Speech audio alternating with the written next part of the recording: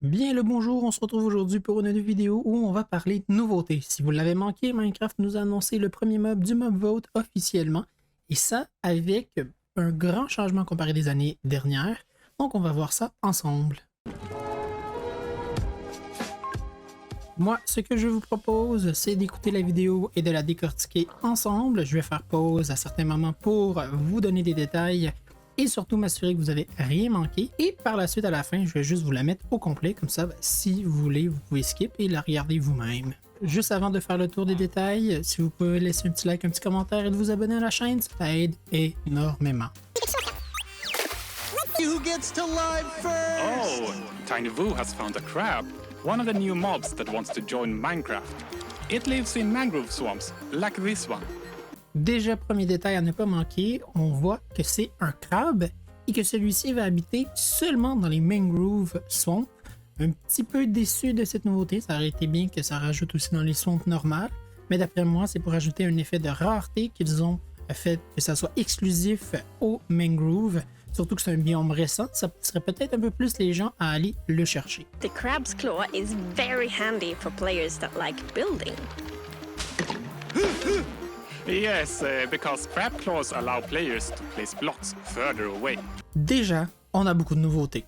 Alors là, à comparer des années d'avant, ce premier mob nous donne une nouvelle mécanique complète, si on peut dire, placer des blocs plus loin. On n'a jamais eu quelque chose qui alternait vraiment la distance à laquelle on peut placer des blocs. Donc c'est un changement qui est surtout fait pour la survie, puisque beaucoup de joueurs qui jouent créatif PVP, je ne pense pas vraiment que ça serait quelque chose d'intéressant. Mais on peut voir, l'avenir nous réserve peut-être des surprises de ce côté. On peut voir qu'un crabe a l'air d'avoir une seule pince. Déjà, vous allez voir, il y a plusieurs autres crabes après qu'on voit, ils ont tous une seule. Ce qui est intéressant à savoir avec ceci, c'est comment est-ce que celle-ci va marcher. Est-ce que ça va être quelque chose qu'on va pouvoir équiper dans un slot? Est-ce que c'est quelque chose que dès qu'on a dans l'inventaire, on peut l'utiliser? Ou c'est quelque chose qu'on doit mettre des blocs à l'intérieur pour pouvoir les mettre plus loin? Tout dépendant de ces facteurs, ça varie beaucoup l'utilité de celle-ci. Mais déjà là, on voit c'est un game changer à comparer des années d'avant, un changement majeur. This is clawsome! To Minecraft Live!